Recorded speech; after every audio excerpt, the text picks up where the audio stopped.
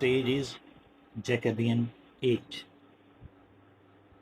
the period 1603 to 1625। Jacobin युग जो था ये अपने आप में भी मोस्ट इम्पोर्टेंट काल रहा है लिटरेचर के अंदर। अभी हमने डिस्कस किए हैं two ages of renaissance, early Tudor age, next Elizabeth age, और third is Jacobean age. Jacobean age की हम तुलना करें, it was the during period of King James first. Jacobean age कौन से शासक के काल के अंदर ज़्यादा उद्भव में रहा? किंग जेम्स फर्स्ट के शासनकाल में। इस एज की तुलना अगर हम एलिजाबेथेन युग से करते हैं तो ये एज हमें काफ़ी डार्कर दिखाई देती है, काफ़ी डार्कर है, मोर फिलोसफिकल है। इस एज के अंदर जो लिटरेरी वर्क्स की अगर हम देखें तो उसमें मोर फिलोसफिकल थीम्स यूज करेगी या टोन यूज करेगी देन एलिजाबेथेन एज। एलिजाबेथन एज के अंदर ये सब चीज़ें नहीं थी। Elizabethan age is a great literary time in English literature. A lot of literary personality is written great works in different type of themes, love हो, revenge tragedy हो, great use of sonnets हो। But in Jacobean age के अंदर हमें ये देखने को मिलता है it was the age of darker और मोर फिलोसफिकल इन लिटरेचर।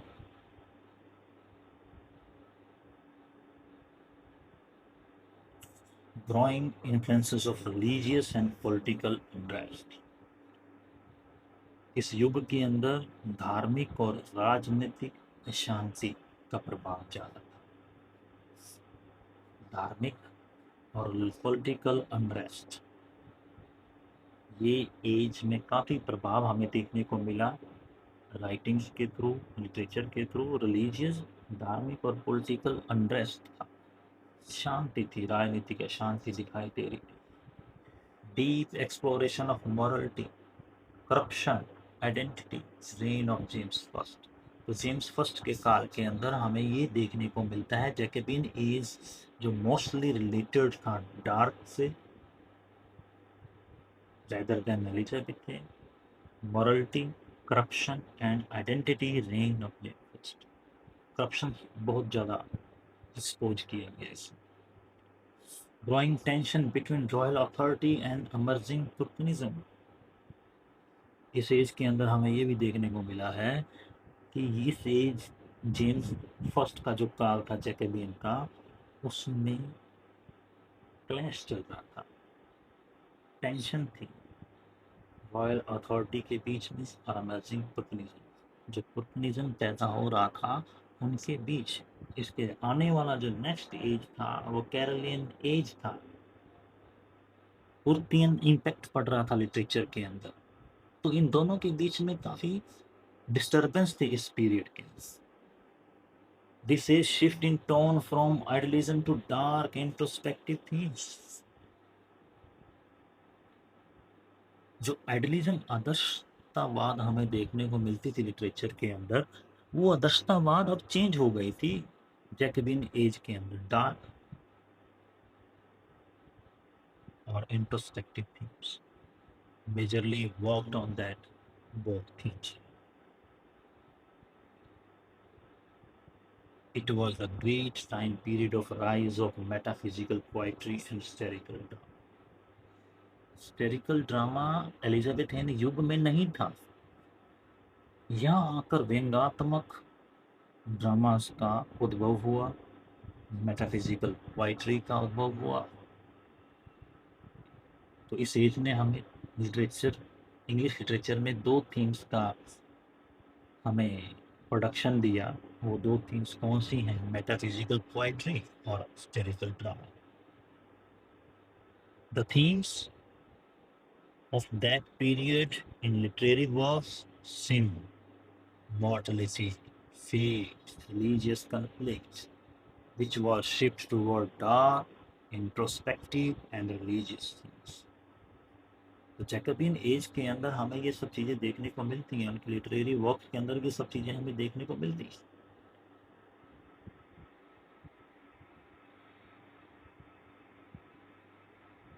अब जैकबियन युग की जो विशेषताएं थी, नाटक जो थे वो काफ़ी मनोवैज्ञानिक हुए, हिंसक हुए, दार्शनिक हुए, मेटाफिजिकल फॉर्म्स का रिफ्लेक्शन हुआ, मेटाफिजिकल फॉर्म्स इसमें हमें देखने को मिलती है, उनका प्रोडक्शन हुआ। मेन जो टॉपिक्स थे वो पाप था, नैतिकता, भ्रष्टाचार। It was the Jacobean age. अगर हम लिटरेचर के अंदर करप्शंस को एक्सपोज किया गया है, मॉरलिटी को दिखाया गया है, सिन को दिखाया गया है, तो that was Jacobean age. In that period, drama becomes more psychological, violent and philosophical. नाटक काफी मनोवैज्ञानिक हो गए थे भैया इस समय, वायलेंट हिंसक हो गए थे, फिलोसफिकल दार्शनिकता आ गई थी ड्रामास के अंदर, मनोवैज्ञानिकता थीम्स यूज होने लगी थी। Rise of metaphysical poetry, metaphysical कविताओं का प्रोडक्शन शुरू हुआ। विटी, इंटेलेक्चुअल एंड पैराडॉक्सिकल, जो काफ़ी विटी से भरी हुई थी, इंटेलेक्चुअल से थीम से भरी हुई थी, पैराडॉक्सिकल थी, बात को सीरियस डीप वे में एक्सपोज किया गया था। थॉट्स को, वाइट्स के जो थॉट्स थे उन सबको अगर हम देखें तो हमें बहुत डीप सेंस के अंदर ही प्रेजेंट किया गया। Increased focus on morality, betrayal, corruption and decay. देखें तो सबसे ज़्यादा जैकबियन के अंदर हमें नैतिकता, धोखा, बिट्रायल, करप्शन, डिके, सर्वनाश, ये सब चीज़ें हमें देखने को मिलती है। डिक्लाइन ऑफ हीरोइक एटलिज्म, हम बात करें तो जो हमें एलिजाबेथेन एज के अंदर हीरोइक आइडलिज्म देखने को मिला था, वो जैकोबियन एज के अंदर फिनिश हो गया, डिक्लाइन हो गया। कहीं भी हीरोइक थीम्स के ऊपर कहीं भी रचनाएं देखने को नहीं मिलेंगी। राइज ऑफ ट्रेजिक आयरनी, व्यंग्यात्मक ड्रामा हमें देखने को मिलने थी। Literature begins to reflect doubt, inner conflict and existential themes। पूरे का पूरा जैकबियन एज का युग का जो लिटरेचर था, शंकाओं से भरा हुआ, आंतरिक संघर्ष से भरा हुआ, एग्जिस्टेंशियल थीम्स, अपने अस्तित्व को बनाए रखने के लिए, ये सब चीज़ें हमें जैकबियन एज की लिटरेचर्स में देखने को मिलती। ग्रोथ ऑफ अर्बन स्टेयर्स से व्यंग्यात्मक हमें देखने को मिलते हैं जैकबियन एज के। मोस्ट इम्पोर्टेंट जो कि ऑथर की बात करें, यहाँ जो most William Shakespeare, Macbeth, King Lear and the Tempest, most important literary work है ये विलियम शेक्सपियर के during the period of Jacobean age. Ben Jonson, Volpone the alchemist, प्रमुख लेखक जो बने, शेक्सपियर बना, जॉनसन बना, John Donne, who introduce metaphysical poetry. Jonson ने ही हमें मेटाफिजिकल पोइट्री का एक सेंस रिप्रेजेंट किया था इस एज के अंदर आकर। Another popular forms of that period, revenge, tragedy. तो ये थीम थी इस जैकबियन एज के अंदर, रिवेंज, ट्रेजेडी लाना। मैकबेथ के अंदर स्टेयर्स था, मेटाफिजिकल वर्सेस यूज हुए थे। So these are three main writers of Jacobean age: William Shakespeare, Johnson, Ben Jonson, and John Donne.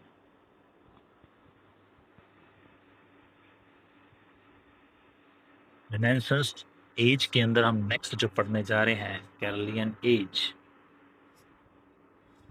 कैरोलियन as की बात करें जो 1625 से लेकर 1649 तक रही है, क्या इम्पैक्ट रहा है इंग्लिश लिटरेचर के अंदर, पॉइंट वाइज हम देखने को डिस्कस करेंगे यहाँ पर। किसके शासनकाल में, तो बात करते हैं किंग्स चार्ल्स फर्स्ट, लेकिन कॉर्लियस, लैटिन भाषा में किंग चार्ल्स को कॉर्लियस भी कहा जाता था, जिसके नाम से कैरोलिन युग हुआ, जिसके नेम से ही कैरोलिन एज का रिप्रेजेंटेशन हुआ। King Charles, period of tension, between monarch and parliaments, तो बात करें तो राजशाही और संसद के बीच तनाव पैदा हो गया। यहाँ जो पीरियड ऑफ टेंशन था, ऊपर जो हम बात करके आए थे वहाँ टेंशन रिलीजियस और कोर्ट के अंदर था।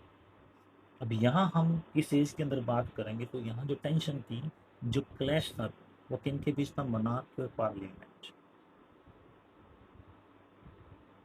राजशाही और संसद के बीच तनाव देखने को मिलता है लिटरेचर के अंदर। Rise of opportunism versus royalties, cavalier culture, cavalier कवियों और मेटाफिजिकल कविताओं का युग माना जाता था यहाँ।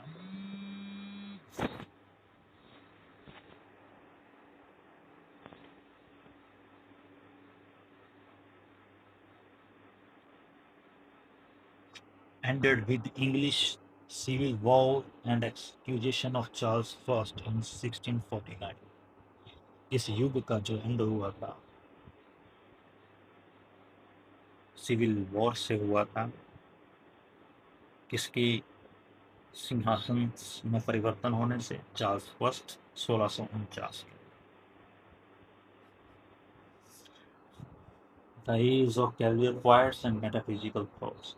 अभी मैंने बताया आपको कि ये जो एज थी, कैवलियन युग जो क्या माना गया है, वो कैवलियन युग कैवलियर क्वाइट्स और मेटाफिजिकल थॉट्स के बीच में increasing tension between Anglican royalties and Cognizant Parliament। अभी हमने ऊपर डिस्कस किया था कि मोनार्क और पार्लियामेंट के राजशाही और संसद के बीच में तनाव इस एज के अंदर देखने को मिलता है। तो यहाँ जो टेंशन थी, क्लैश था, जो काफ़ी बढ़ गया। एंग्लिकन रॉयल्टीज, जिसे हम कैवलियर्स कहते हैं, European parliament. Literature became more personal, lyrical and political.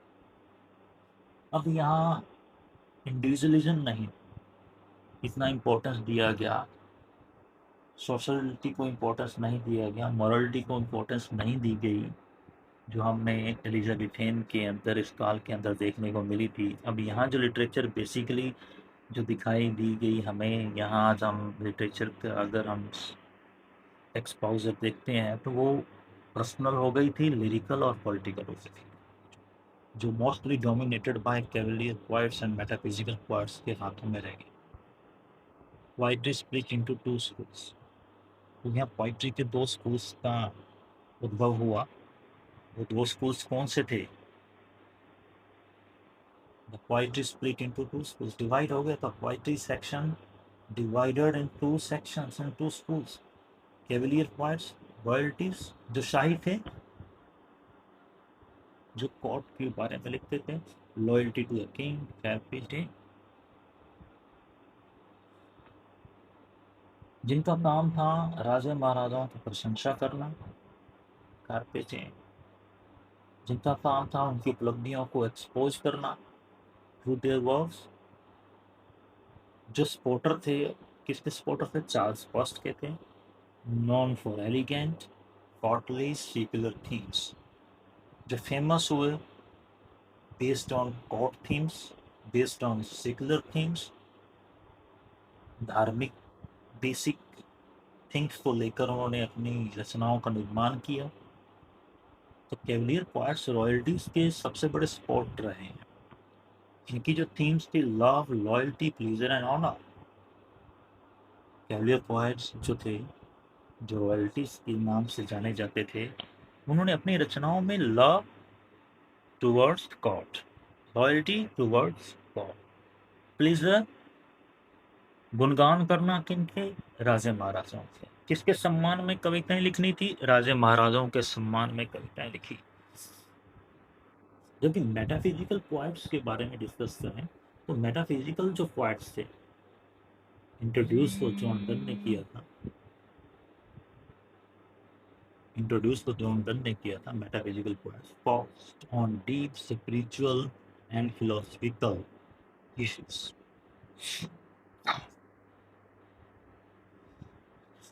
Famous for concise, unusual, extended metaphors, intellectual, spiritual inquiry।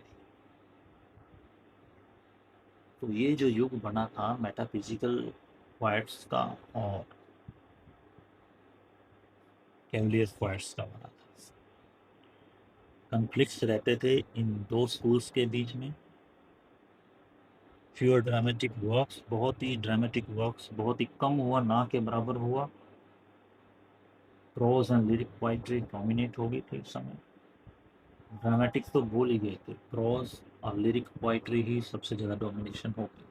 Pros writing, poetry section. Poetry section was divided into two schools, Cavalier poets and royalties थी।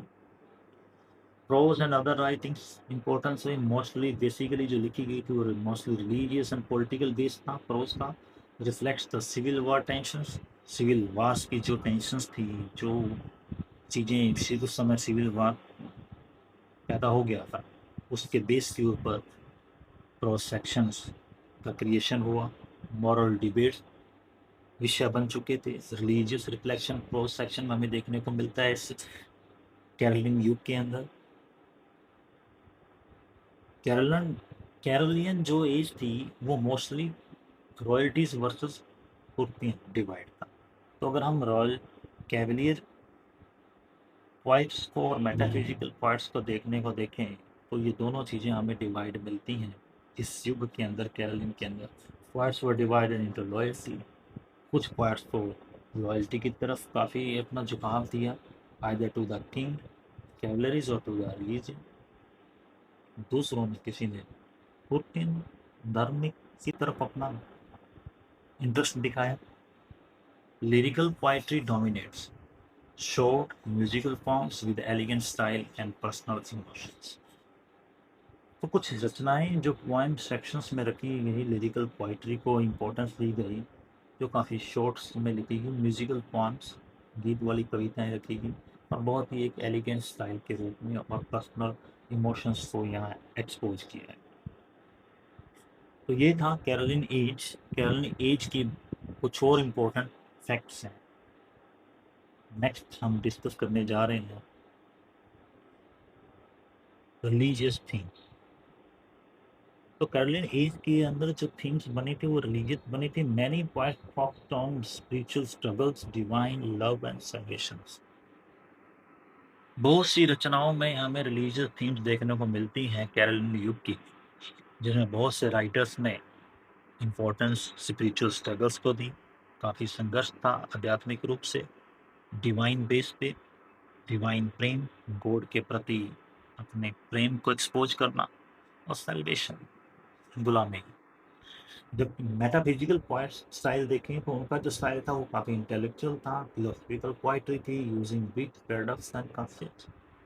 जो paradox को use करते थे, काफ़ी deep sections thoughts को use करते थे metaphysical poets. गहन, बहुत ही डीप सेंस उनकी कविताओं में हमें देखने को मिलता है। दार्शनिकतावाद अगर हमें देखने को मिलेगा वो रिलीजियस थीम्स में, कैविलियर थीम्स में नहीं मिलता, वो मेटाफिजिकल थीम्स के अंदर मिलता। Love and loyalty, cavalier poetry often express themes of confidence, seize the day, honour and beauty. तो हम बात करें तो love and loyalty cavalier sections के अंदर देखने को मिलती है इस कैरोलिन युग के अंदर, जो काफ़ी एक्सपोज की गई। Loyal towards the court, court के ऑनर के लिए, कोर्ट की ब्यूटी के लिए, कोर्ट के रिलीजस के लिए, राजे महाराजाओं का जो सपोर्टर्स बनते रही थी। और यहाँ सबसे इम्पोर्टेंट थिंग्स ये आती है कि एलिजाबेथन एज के अंदर ड्रामा काफ़ी फ्लरिश था, जबकि कैरोलियन एज के अंदर ड्रामा का डिक्लाइन हुआ। और ड्रामा डिक्लाइन का रीज़न क्या था? Due to Puritan opposition. Puritan ने विरोध करना शुरू कर दिया। जिस एलिजाबेथ युग के अंदर ड्रामा के थ्रू पब्लिक को एंटरटेनमेंट और उनको मॉरलिटी के लेसन्स दिए जाते थे, अब इस एज में आकर ड्रामा का अपोजिशन शुरू हो गया, विरोध होने लगा। Theatres begin to lose popularity. Theatres का नामो निशान खत्म होने लग गया। थिएटर्स की जो पब्लिक के बीच में, in the among of people, theatres counted the great source of entertainment. But now In this age, it was demolished. Strong religious and political tensions in writing. तो राइटिंग्स के अंदर, लिटरेचर के अंदर देखें तो in the age of Caroline ages सबसे ज़्यादा importance religious way में करी गई। पॉलिटिकल थीम्स को लिया गया, पॉलिटिकल टेंशंस को, सिविल वार वाली जैसी बातें हमें देखने को मिलती हैं कैरोलिन एज के अंदर। Themes literary focus on loyalty, love, religion, spiritual conflict, मनासिब वर्क, पार्लियामेंट। प्रकाशशाही संसद के बीच में जो तनाव देखने को मिलता है वो that was the period of Carolean as.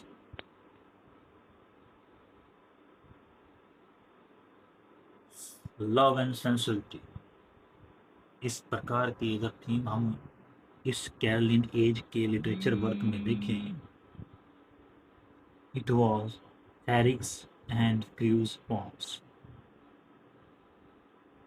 हैरिक्स की पॉइम्स में, रॉबर्ट हैरिक की पॉइम्स में देखने को मिलती हैं, क्रूज की पॉइम्स में देखने को मिलती हैं। स्पिरिचुअल स्ट्रगल देखें तो हर्बर्ट का मेटाफिजिकल पॉइम्स सारा स्पिरिचुअल स्ट्रगल बताया, आध्यात्मिक संघर्ष बताया गया है। Loyalty to the crown, loyalty to the crown, Lovelace etc. to Othello from prison. These were the great literary works which exposed the theme of loyalty to the crown. Lovelace to Lucrezia to Althea from prisons. Morality and time की theme की बात करें, carpe dam theme जिसे हम कहते हैं gather ये रोज birds, gather ये रोज बर्ड्स रॉबर्ट हैरिक की लिखी हुई है। ये रॉबर्ट हैरिक ने इसको लिखने वाले हैं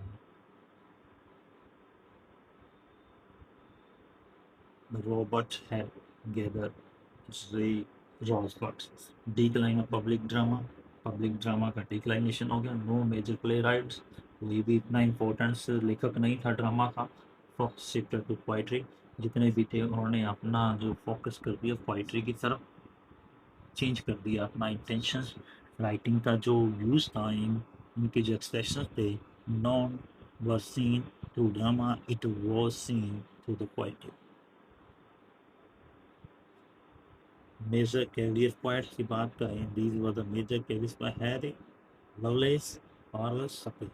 मेजर मेटाफिजिकल पॉइंट्स की बात करें, हर्बर्ट, बर्गैन और प्रेशर जॉन डन तो मेटाफिजिकल का अपने फाउंडर कह सकते हैं। मेटाफिजिकल पोएम को पैदा करने वाला फाउंडर, प्रोडक्शन देने वाला जॉन डन। स्टाइल फोकस, जो मेन स्टाइल फोकस था पोइट्री का, wit, word play, conceit, religious and personal reflections, ये सब देखने को हमें कैरोलिन एज के अंदर देखने को मिलती है। Now we are going to discuss the great works of Caroline ages during that period.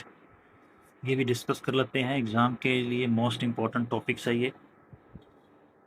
पहला हेडिंग हमारा कैरियर पॉइंट्स है, जो रॉयल्टीज़ को सपोर्ट्स करता था, उनके फेमस वर्क कौन से हैं और उस फेमस वर्क के अंदर उनके फीचर्स थीम्स क्या रखे गए हैं। रॉबर्ट हैरिक की जो फेमस वर्क है एस्प्राइट्स, गैदर ये रोजबर्ड्स, कैफे डेम, क्लासिकल एल्यूजन्स इसमें इंक्लूड किया गया।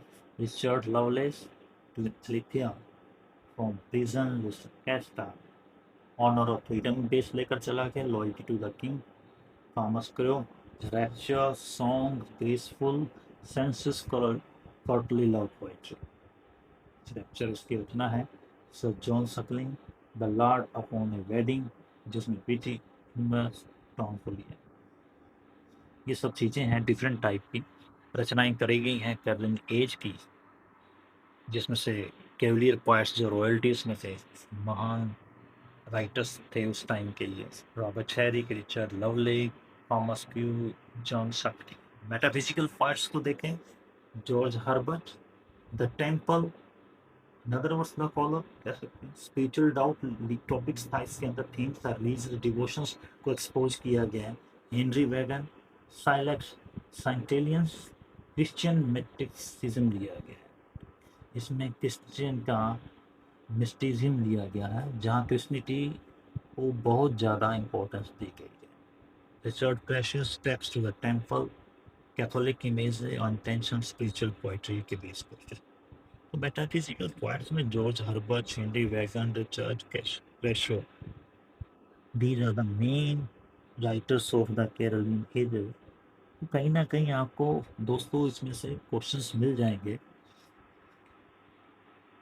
प्रोज एंड अदर राइटिंग्स की बात करें, prose and other writings, Thomas Browne, Religio Medici, urn burial, philosophical and scientific prose. तो कैरोलिन एज के अंदर अगर हम थीम देखें प्रोज की, वो काफ़ी फिलोसफिकल और साइंटिफिक प्रोज पर रही है। Devotional prose, Jeremy Taylor, holy living and holy dying, most famous work of that period. Jeremy Taylor का लिखा गया प्रोज काफ़ी इंपॉर्टेंट है। Devotional prose towards the holy, religious way में लिया गया है। The next is commonwealth age, otherwise it is also called Prussian age, 1649 to 1660। Commonwealth as कहा गया है इसे, प्यूटिन युग कहा गया है। तो what was the impact in literature in that period in the history of English literature? Let's do बात करें post monarch England under Cromwell. Oliver Cromwell के शासनकाल का युग था। Interregnum periods means England without a king. ये वो इंटरग्यूनम period भी कहा जाता है कॉमनवेल्थ फिफ्टीन युग को, क्योंकि without a king interregnum under Oliver Cromwell पूरा इंग्लैंड जो शासन कंट्रोल में था ओलिवर क्रोमवेल के अंडर में, there was no scene a particular king of that युग, of that age, time between two kings। ये दो राजाओं के बीच का समय कहा जाता है। तो उसमें सबसे इम्पोर्टेंट ओलिवर क्रोमवेल का टाइम कॉल होता है। पॉलिटिकल रूलर्स, जहाँ पॉलिटिकल महान राजनीतिक शासकों का काल कहा गया है। Oliver Cromwell, Lord Protector Richard Cromwell. तो इंट्रिगनम था जहाँ क्लियर नहीं था कि किस काल के अंदर कॉमनवेल्थ एज को कंसीडर किया जाए, तो बट इसको कहा गया है इंटरगनम पीरियड, दो राजाओं के मध्यम का काल कहा गया है। ओलिवर क्रोमवेल और रिचर्ड क्रोमवेल, उसका बेटा था जिसने बहुत ही कम शासन किया था 1660 के अंदर। ओलिवर क्रोमवेल की डेथ के बाद जो 1658 में हो गई थी, उसके बाद ही इन्होंने शासन किया Richard Cromwell. During that period what was literature in the history of English? Accusation of Charles I in 1649। 1649 Charles first की डेथ के बाद mark the end of monarchy and rise of Puritan। राजशाही तंत्र खत्म हो गया था और पुतिन शासन स्टार्ट हो गया, पुतिन युद्ध स्टार्ट हो गया। और पुतिन युग के growth of political philosophically and religious defence literature. इस कॉमनवेल्थ युग के अंदर हम बात करें, धार्मिक और राजनीतिक लिटरेचर काफ़ी इम्पोर्टेंट है। पॉलिटिकल फिलोसफिकली और रिलीजियस डिफेंस लिटरेचर, ये दो मुख्य विषय थे जिस पर रचनाएं काफ़ी लिखी गई हैं। राइज ऑफ पुर्तियन एथिक्स, पुर्तियन एथिक्स का निर्माण हुआ साहित्य के अंदर बेस्ड ऑन रिलीजियस प्योरिटी, जो काफ़ी रिलीजियस प्योरिटी को इम्पोर्टेंस देते थे, modesty and strict discipline. These facts are belonged to Puritan ethics. Arts and entertainment were seen as immoral। जो आर्ट्स एंटरटेनमेंट की बात करें तो हमें ये देखने को मिलती है इमोरल इस सेक्शन के अंदर।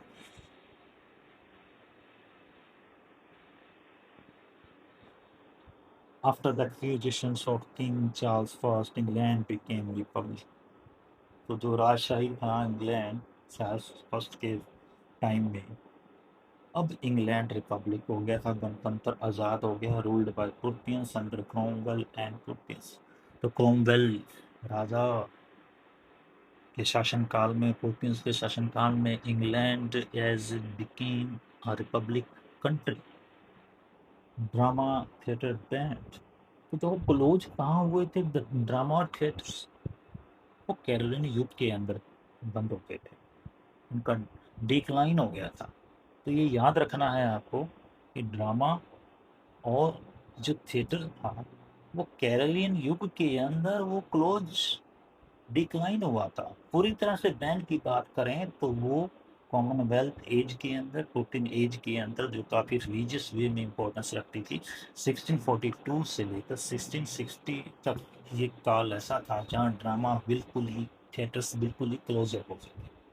किसने किए थे? By Puritans for promoting immortality, book by basis Puritan based on religious purity. उनका डिसिप्लिन काफ़ी स्ट्रिक्ट था, वो इमॉर्टलिटी पे ध्यान देते थे, अमर तत्व, और वो रिलीजियस वे में ही हासिल हो सकती थी। The stage, music, dance and festivals were man, important है भैया ये इस चीज़ के लिए, ये याद रखना। ड्रामा डिक्लाइन हुआ, थिएटर डिक्लाइन हुए थे, बंद नहीं हुए थे, वो कैरोलियन एज था। लेकिन अब यहाँ जो था,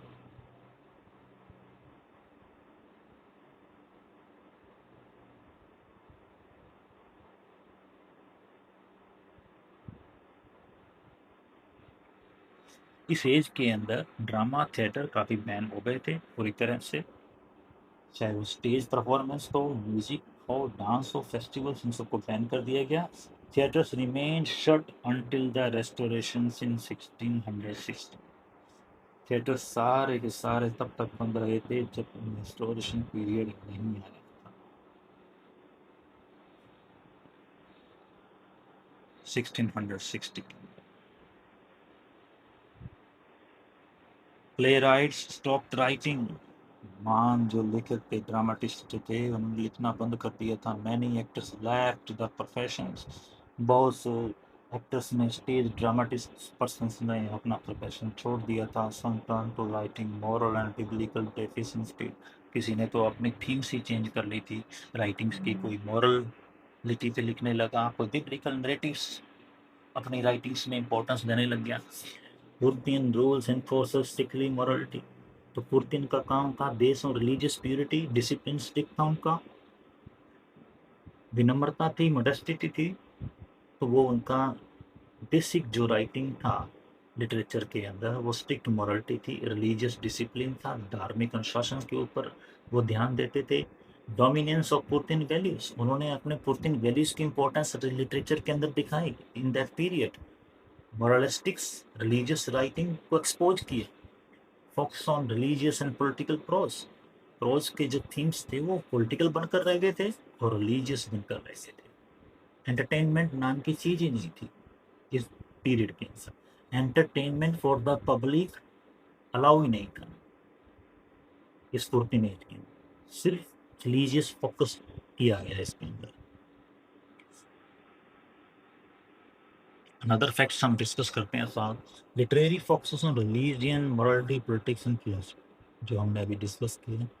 लिटरेचर जो पूरे का पूरा फोकस रिलीजन बेस पे था, मॉरलिटी बेस पे था, पॉलिटिक्स था, फिलोसफिकल था, दार्शनिकता के ऊपर लिखा गया। Shift from poetry to political religious prose, जो पोइट्री कभी लव बेस पे हुआ करती थी, पर्सनल इमोशंस हुआ करती थी बिफोर दैट एज, इस एज से पहले, अब वो पोइट्री में सेक्शन, वहाँ के पोइट्स ने अपना सेक्शन चेंज कर लिया, पॉलिटिकल रिलीजियस प्रोज लिखने लगे, पोइट्री चेंज हो गई, पोइट्री से ज़्यादा प्रोज पर इंपॉर्टेंस देने लगे, जो प्रोज पॉलिटिकल और रिलीजियस प्रोज में लिखने की। Rise of religious and political prose, poetry declines, mother things, drama को डिक्लाइन किया गया, यहाँ ड्रामा पूरा बंद हो गया था, थिएटर्स पूरे बंद हो गए थे, पोइट्री का भी नामो निशान मिट चुका था लगभग, क्योंकि जितने भी राइटर्स थे उन्होंने अपने आप को मूव किया। वो मूव किसने किया? मॉरलिटी और डीप यूरोपियन थीम्स के अंदर रिलीजियस वे में राइटिंग करने को, बिब्लिकल राइटिंग्स लिखने लगे। Themes of free will, divine right, liberty, conscience, themes ली गई, free will, divine right based on the religious way, liberty और कॉन्सेंस ली गई। Poetry subdued, focus on laws, faith, freedom. These were the very important things. Poetry को subdued किया गया और focus कहाँ रखा गया? Loss, faith, freedom. Literary genres क्या थे?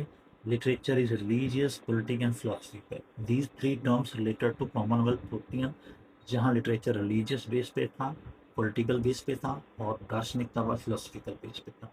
रिलीजियस प्रोज का उद्भव हुआ सरमन्स, स्पिरिचुअल गाइड्स के बेस के अंदर.